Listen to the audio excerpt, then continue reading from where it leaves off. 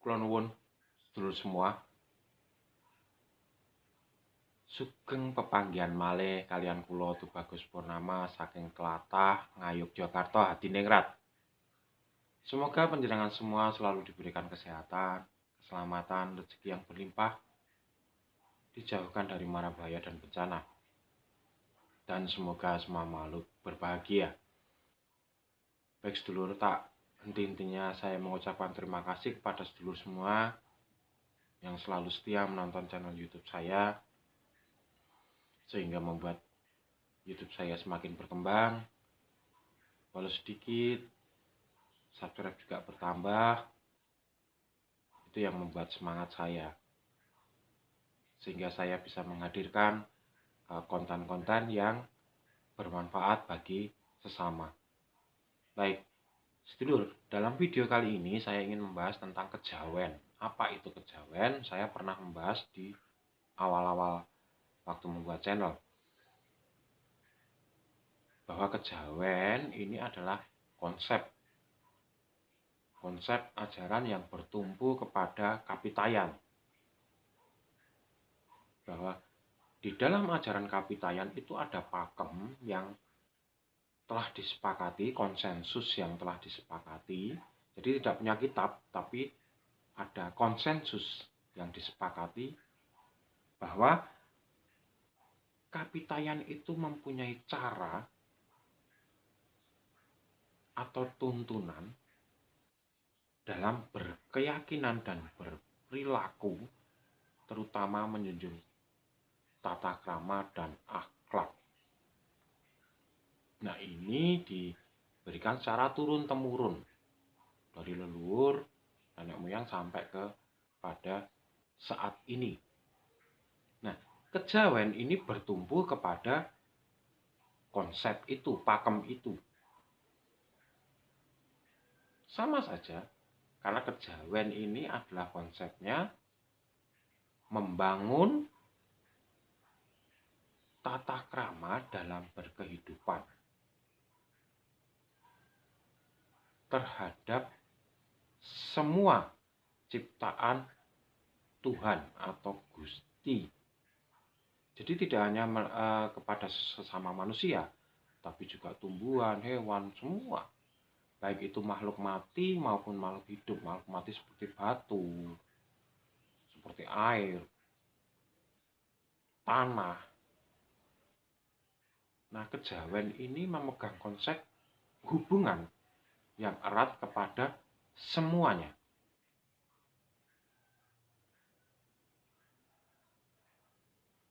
Jadi kadang-kadang kesalahan yang hakiki dari teman-teman yang sudah merasa beragama selalu menanyakan, agamamu apa? Itu sebetulnya sangat tidak pantas atau ora ilok. Karena apa? Agama ini adalah tata cara perilaku kita terhadap sesama, semua makhluk. Sehingga keyakinan ini hanya urusan kita dengan Gustinya, dengan Allahnya, Tuhannya. Jadi, sedulur, di dalam prinsip kejawen ini mengutamakan tata krama, akhlak, perbuatan.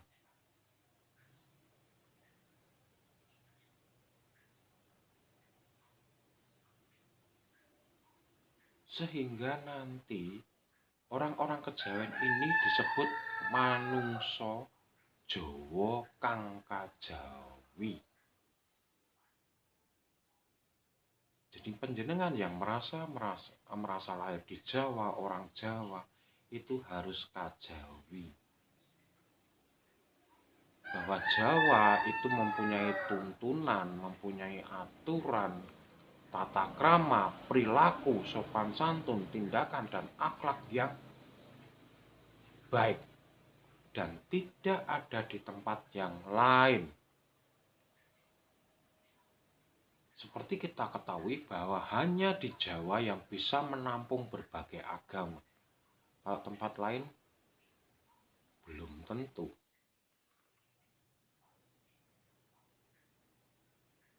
Dan rata-rata orang-orang kejawen ini lebih taat menjalankan agamanya daripada orang-orang yang dibilang agamais atau religius. Orang-orang kejawen ini lebih taat karena orang-orang kejawen lebih menggunakan rasa dan intuisinya untuk menjalani kehidupan sehari-hari. Jadi orang-orang kejawen ini memasukkan unsur-unsur agama yang diresapinya karena kedekatan mereka dengan leluhurnya, dengan Tuhannya, maka agama itu diresapi dan diwujudkan dalam perilaku tiap hari. Inilah orang-orang kejawen.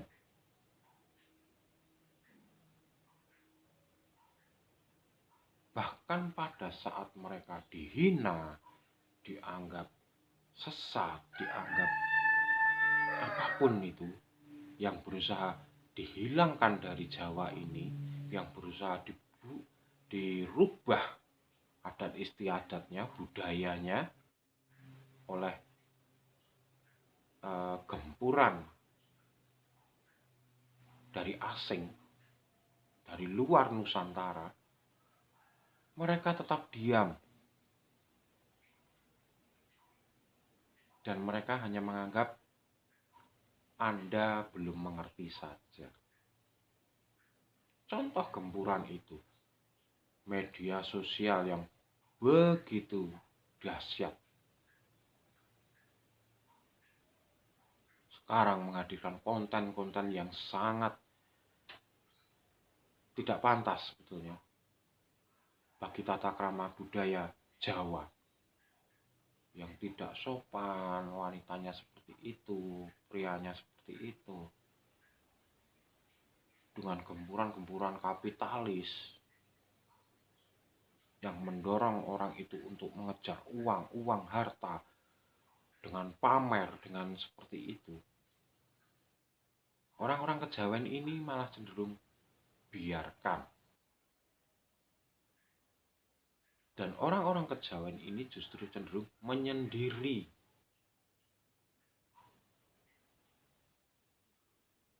Membiarkan orang berjalan dengan takdirnya masing-masing. Nah, itulah orang kejawen. Bahkan sampai saat ini banyak pembelincengan atau pembelokan kata-kata yang ada di dalam kejawen. Seperti klenik, mistis, tahayul, itu sudah sangat jauh dibelokkan.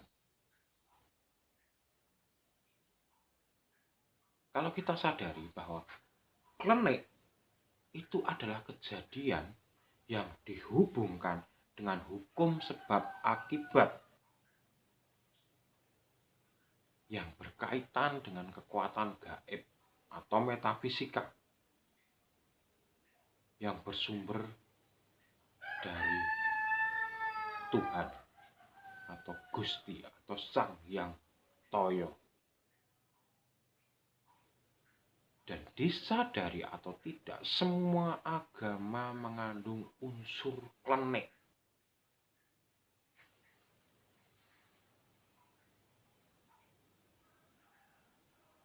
Itu yang pertama. Yang kedua, mistis. Mistis itu apa? Mistis itu adalah ruang atau wilayah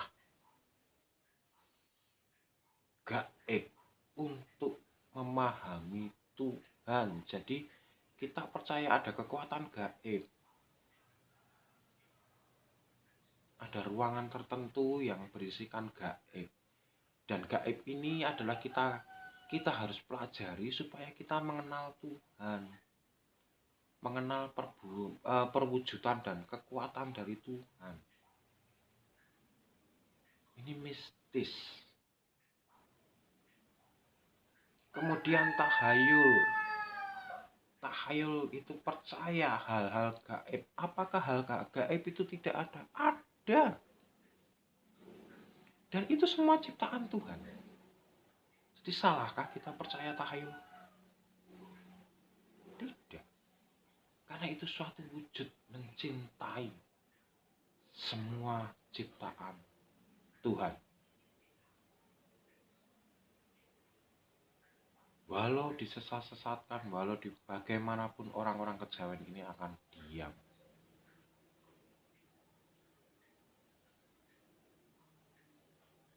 Di semua agama ada ini pelajaran tentang ini.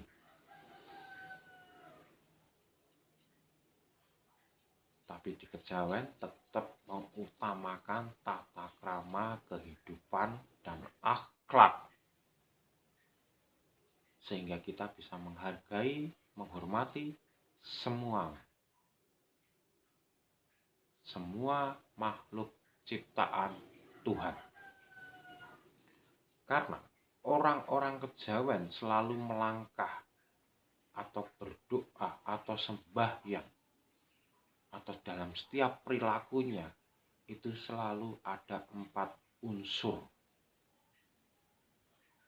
yang menyatu, yaitu hati, pikiran, ucapan, dan perilaku atau tindakan.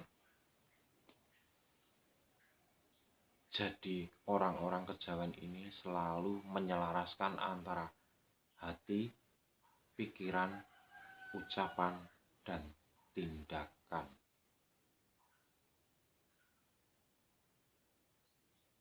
Dan orang-orang kejawen ini cenderung berhati-hati dalam berbicara. Jangan sampai melukai orang yang diajak berbicara.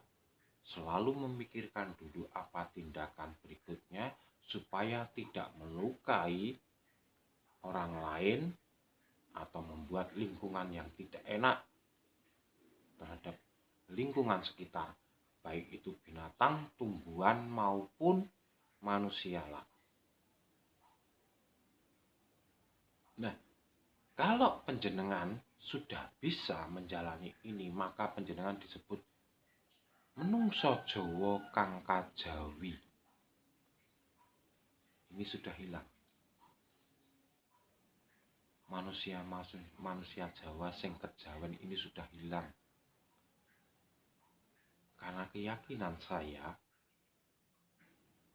orang-orang hanya memakai bangkon, hanya memakai pakaian Jawa saja, tapi hati, perilaku, ucapannya tidak. Bahkan cenderung pakaian-pakaian adat Jawa itu sudah dilecehkan sebetulnya di media sosial, baik itu melalui sinetron, baik itu melalui iklan TV, perfilman. Mereka pakai belangkon, pakai apa. Ingat sedulur, bahwa pakaian adat itu adalah ciri dari budaya. Dan itu adalah budaya yang adiluhung, yang tinggi nilainya. Jadi harapan saya stop untuk memakai pakaian-pakaian adat untuk acara-acara sinetron, untuk acara-acara yang kurang pantas lah.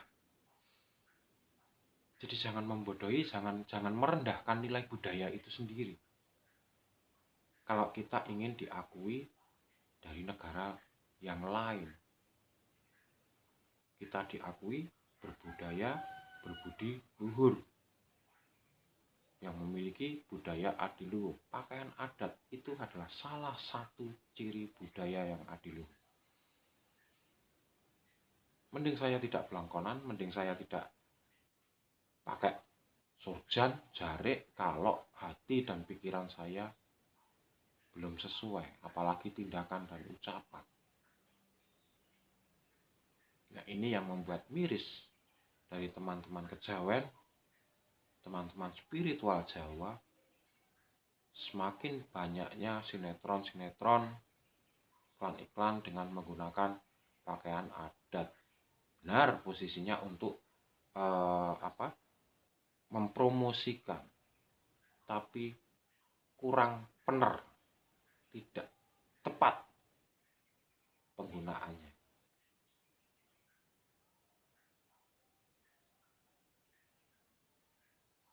Nah, sedulur, semoga bisa menambah wawasan bagi panjenengan semua tentang kejawen.